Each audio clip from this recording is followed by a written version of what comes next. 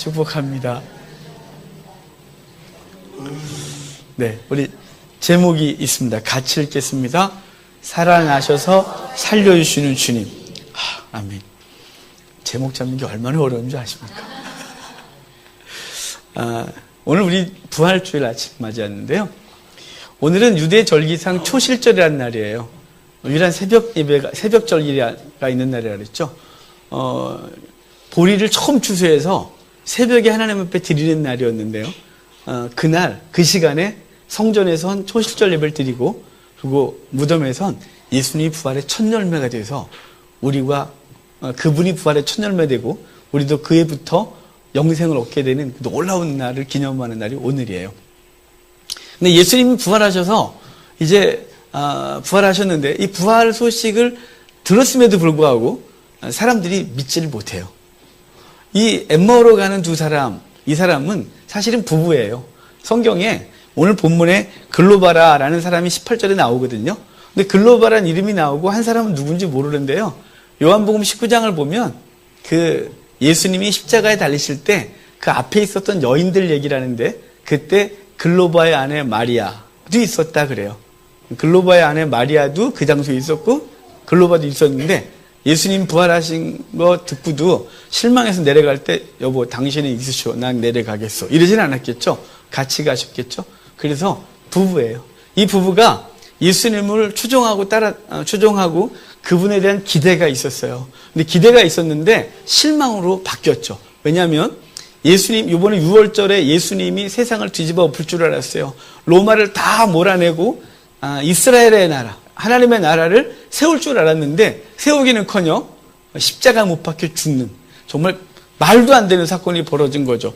그분은 왜 안 그랬을까 싶었겠죠. 평소에는 죽은 자도 살려내시고 무리도 걸으시며 그리고 오병이어도 기적도 일으키고 온갖 기적을 일으켰던 그분이 근데 그분이 그날은 그렇게 무기력하게 십자가에서 죽으신 거예요.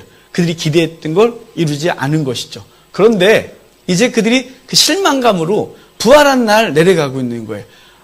이들이 들었거든요. 여기 지금 그들의 이야기를 여러분이 조금 아까 읽었는데 이들이 예수님과 내려가면서 하는 말이 뭐냐면 예수님을 못 알아보고 당신 거기 예루살렘에 체류하여 있으면서 못 들었냐. 그러면서 그 몇몇 여인들이 무덤에 갔는데 무덤에 시체가 없다고 부활했다고 난리가 났더라. 몇몇 제자가 쫓아갔었다. 베드로와 요한이에요. 무덤에 갔다가 빈 무덤만 보고 왔다. 근데 그 제자들도 믿지는 않았다. 뭐 이렇게 되는 거죠. 그러니까 자기들도 안 믿은 게 당연한 거예요. 사실은 예수님이 죽으시기 전에 계속해서 말씀하셨거든요. 내가 예루살렘에 가서 잡혀서 죽고 사흘 만에 부활하리라. 이 얘기 반복하셨어요. 그런데 그들은 그 얘기는 하나도 안 듣고 자기들이 기대했던 예수님만 생각했던 거예요. 그들이 기대했던 게 뭔지 한번 볼까요? 자, 21절이에요. 24장 21절 같이 봅시다. 21절 같이 읽어요. 우리는 이 사람이 이스라엘을 속량할 자라고 바랐노라. 이뿐 아니라 이 일이 일어난 지가 사흘째요. 자, 그들의 기대는 뭐냐면 예수님이 이스라엘을 속량, 그러니까 로마의 압제로부터 건져낼 자인 줄을 생각했다는 거예요. 그 기대 때문에 따라다녔고 그 기대가 충만했는데 기대는 실망으로 다가온 거죠. 여러분, 여러분은 왜 예수님을 따르십니까? 우리는 왜 예수님을 믿나요? 혹시 예수 믿는 이유가 우리의 일상의 고난으로부터 그분이 속량해 주시기를 기대하는 것이 주목적이라면 오늘 정신을 똑바로 차리셔야 돼요. 그래서 제가 원래 이 제목이 이게 아니라 혹 여러분도 엠마오로 내려가시나요? 뭐 이런 거였는데 너무 어색해서 자, 엠마오로 내려가고 있다는 건 뭐냐면 왜 내려갈까요? 예수를 믿었는데 실망으로 다가온 이유는 뭐냐면요. 자신의 삶이 자기가 원하는 대로 되어지지 않는 거예요. 주님께 열심히 기도하면 신앙생활 열심히 하면 헌금 많이 드리면 그리고 뭔가를 하면 내 삶이 확 바뀔 줄 알았는데 바뀌기는커녕 여전한 거죠. 아니 도리어 예수 믿는 것 때문에 삶이 어려움을 잃고 예수 안 믿었으면 그냥 내 속의 욕심대로 하던 방식대로 하면 다 이룰 수 있는 걸 예수님 믿은 것 때문에 그동안 하던 방식 내려놔야 하고 그리고 기꺼이 손해봐야 하고 예수 믿는 게 도리어 장애가 될 때가 있다 이 말입니다. 세상 사는 것에 있어서 그럴 때 엠마오로 내려가 버리는 거죠. 그만해. 내가 기대했던 분이 이게 아니었는데 내 삶에 여전히 어려움? 아니 어려움 정도가 아니라 더 더 많은 고난이 기대하지 않았던 어려움들이 있는 거예요. 마치 삶이 십자가에 못 박힐 것 같은 그 현실. 그래서 그들은 내려가고 있었단 말이에요. 그들이 기대했던 예수님과 현실은 너무 다른 거죠. 그래서 실망에 내려가요.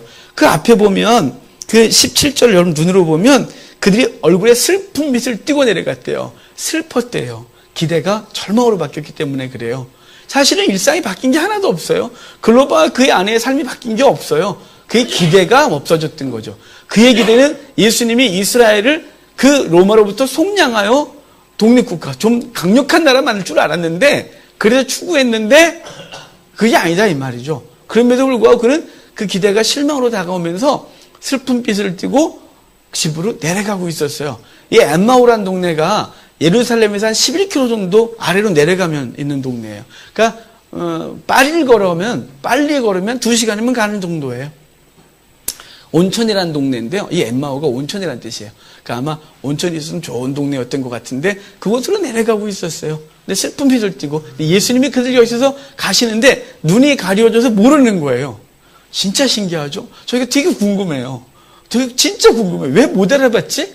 예수님이 부활하시고 더 잘생기셨나? 뭐 이렇게 왜 못 알아봤지? 뭐 정말 잘 모르겠어요. 근데 눈이 가리워졌대요. 눈이 가리워져서 어떤 눈이 가리워졌을까요? 절망으로요.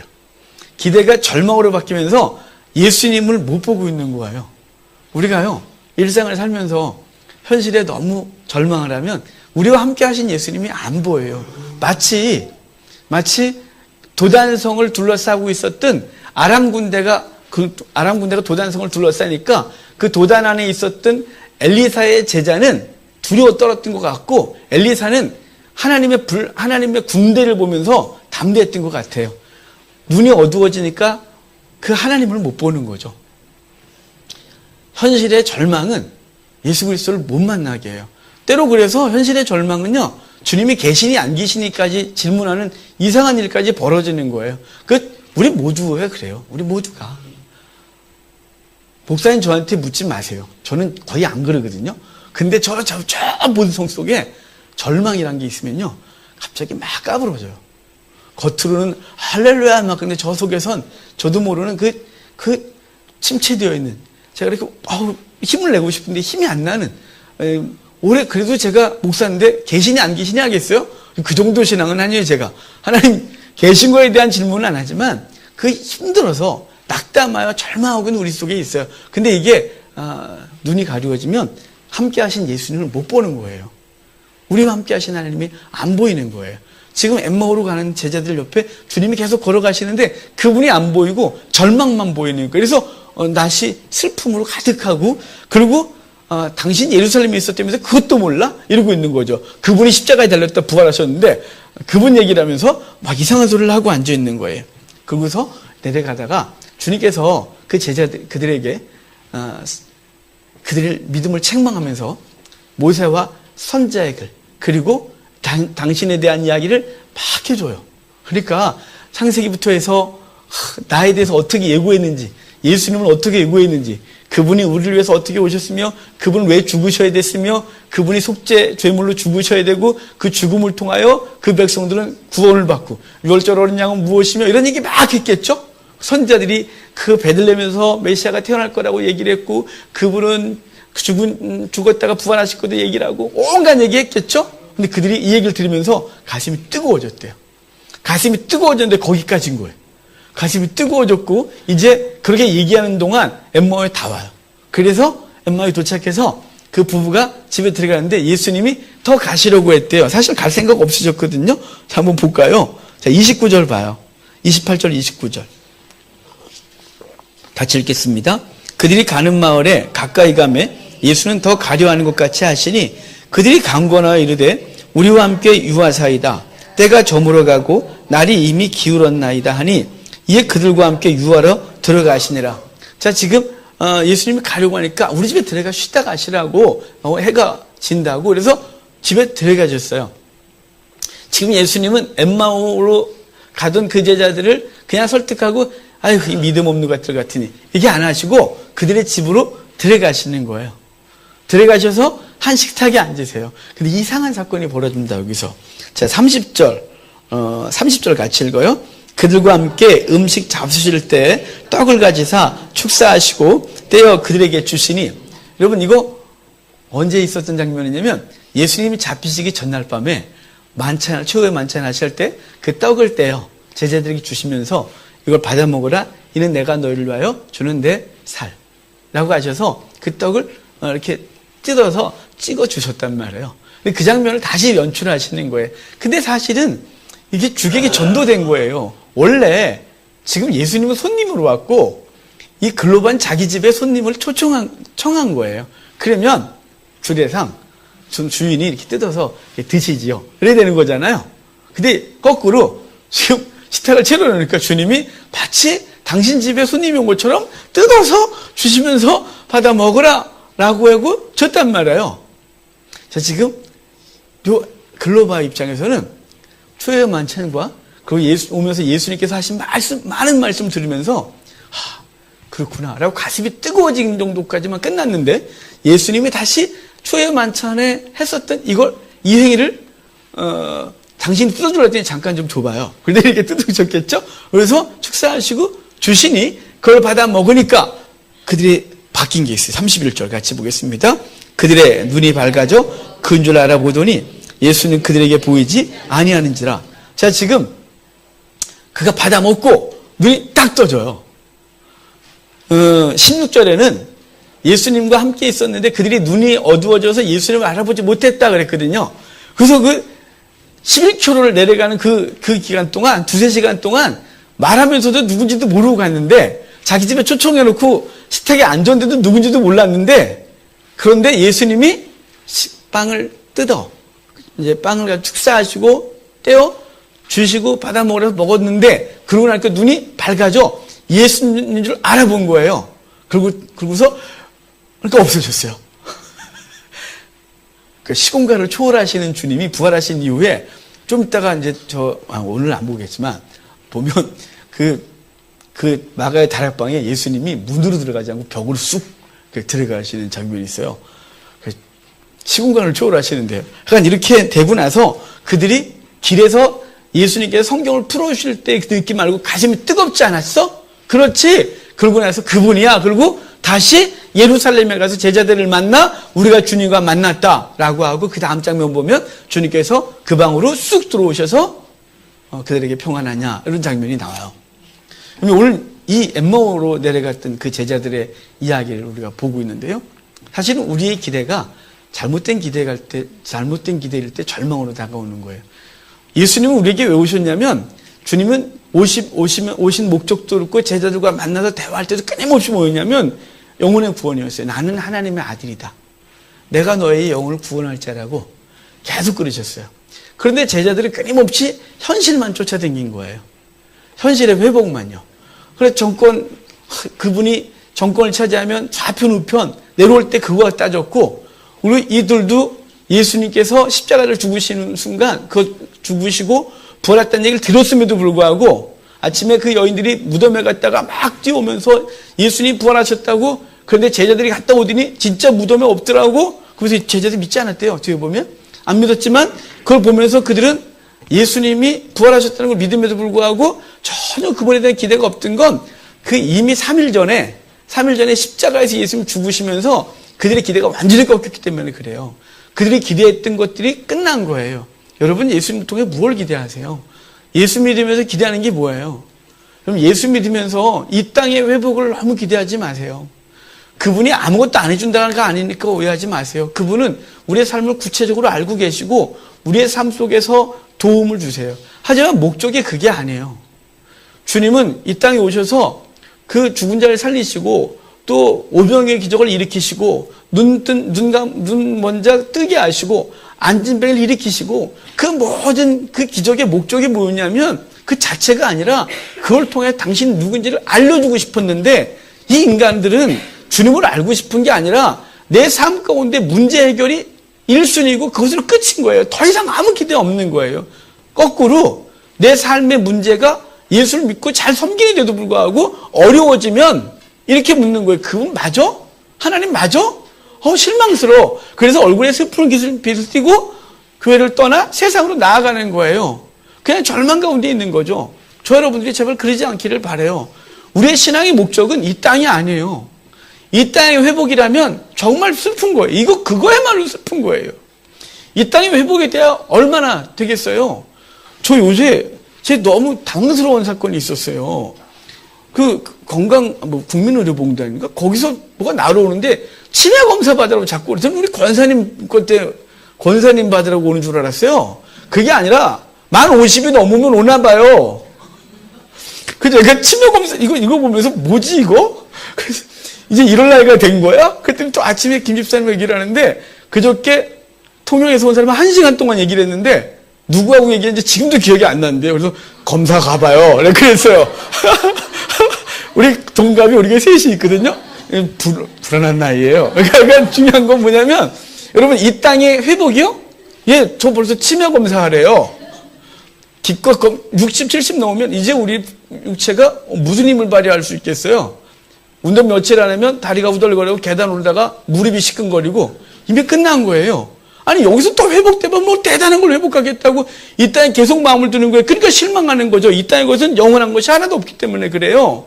주님은 이 땅의 것들을 통하여 뭘 보게 하시냐면 당신을 보게 하시는 게 목적인데 엠마오 마을로 가는 이 두 사람 그리고 모든 제자들이 주님을 통하여 보고 주님이 행하신 기적이나 표적을 통하여 당신을 보게 하고 영원한 나라를 보게 하겠는데 그건 못 보고 맨날 이 땅의 것을 보기 때문에 절망한 거예요. 그럼 저 여러분들이 눈이 다시 열리기를 바라요. 눈이 어두워져 있는 우리와 함께 하신 하나님 주님을 못 보고 현실에 자꾸만 넘어져 있는 저와 여러분들이 오늘 이 부활절을 통해서 확 부활하는 놀라운 은혜가 있기를 저는 축복합니다. 자, 그리고 내려가다가 주님께서 그들에게 곧바로 들어가셔서 떡을 주셨는 게 아니고요. 그 떡 가지고 잠깐 쉬자거나 배가 고픈데 잠깐 저기 있어봐요. 저기 슈퍼에 가서 빵 좀 하나 사올게. 빵 사다가 찍 나눠주면서 먹어. 이러면 안 될까요? 근데 그 전에 뭘 하셨냐면 말씀을 계속 하셨어요. 모세 선지자 그리고 구약에서 당신에 대해서 말씀하신 걸 계속 알려줬어요. 너희가 바랐던 그 예수님이 어떤 분인지를 계속 알려줬단 말이에요. 그래서 그걸 들으면서 가슴이 뜨거워졌어요. 가슴이 뜨거워지고 나서 주님과 만나는 일이 벌어지는 거예요. 여러분 하나님의 말씀을 우리가 자주 대해야 되는 건 그 말씀이 예수 그리스도 자체시기 때문에 그래요. 그분의 말씀을 자꾸 우리가 접하고 그 말씀을 묵상하고 그 말씀을 암송하면서 예수 그리스도가 우리 안에서 강력해지고 우리 심장이 뜨거워지기 시작해요. 그리고 그분이 우리 속에서 역사하신 날이 생기는 거죠. 여기 성찬식의 재현? 이렇게 될 거예요. 예수님이 최후의 만찬하셨던 걸 다시 재현하시면서 그들에게 기억을 되살리고 그리고 당신을 떼어주시는 것, 바로 당신의 몸이었다는 것이죠. 그리고 그것을 받아 먹고 그 눈이 밝아져 그리스도를 알아봐요. 우리에게는 어떻게 주어졌냐면 이미 성령께서 우리 가운데 당신의 영으로 오세요. 예수 그리스도의 영으로 우리 가운데 임하신 거예요. 그리고 그분은 우리 속에 계시면서 그 말씀을 통하여 우리가 주님을 보게 되는 거죠. 말씀이 없으면 이상한 짓 해요. 자꾸 이상한 거예요. 말씀을 가지고 성령께서 우리 가운데서 말씀하시면서 그리스도에 대해서 밝히 알리는 거예요. 예수님이 어떤 분인지 아는 거예요. 우리가 기대했던 현실적인 어떤 것이 아니라 그분이 하나님이시고 그분이 우리에게 구원을 주시는 분인 줄 눈뜨게 되는 거예요. 그래서 이 엠마오로 가는 이 두 제자의 이 이야기를 통하여 예수 그리스도가 우리 속에서 그 부활하신 주님을 놓치고 있는 우리 속에서 부활하신 주님이 우리 가운데 거하시고 있다는 사실을 이미 우리 가운데 먹힘을 당하신 거거든요. 그래서 떡을 떼어 주시면서 받아 먹으라 그러고 먹고 나서야 그들이 눈을 떴다. 이 말은 이제 성령이 우리 가운데 임하셔서 그분 예수 그리스도의 영, 하나님의 영이신 그분이 우리 속에 임하셔서 감동 주시면 우리의 눈이 열리는 거예요. 육적 눈만 떠있던 우리들이 영적인 눈이 열려 예수 그리스도를 보고 이제 그분을 위하여 다시 절망의 자리로 돌아가는 거죠. 그들이 그 집을 남겨두고 가자. 그래갖고 이미 해가 어두워졌다 그랬거든요. 근데 다시 예루살렘으로 가서 제자들과 만나 부활하신 주님과 이제 만남이 있고 그리고 이제 그 부활하신 주님과 함께 이 땅을 살아가게 되는 이야기를 쭉 할 것이란 말이에요. 여러분 오늘 우리 성찬식을 또 할 텐데요. 성찬식을 통해서 그분이 쑥 들어온다 아니에요. 그런 거 없어요. 이건 그걸 기념하는 거예요. 기억하여 예수님이 우리 가운데 어떤 분인지 그분이 생명의 양식으로 우리 가운데 어떻게 임하셔 계셔서 그분과 우리가 어떤 교통을 하게 되는지를 다시 한번 매번 이걸 하면서 인식하고 그러고 살아가는 것입니다. 그럼 우리 주님과 깊은 교통이 있는, 그래서 이 땅의 삶 때문에 절망했던, 그래서 다시 엠마오로 내려가고 있었다면 주님과 만나고 그분께 주신 놀라운 은혜를 회복하고 다시 죽음의 자리, 절망의 자리, 십자가 졌던 그 자리로 돌아가서 주님이 지셨던 십자가 우리도 지고 영문 밖으로 그분의 치욕을 짊어지고 함께 나아가는 저 여러분들에게 주의 이름으로 축복합니다.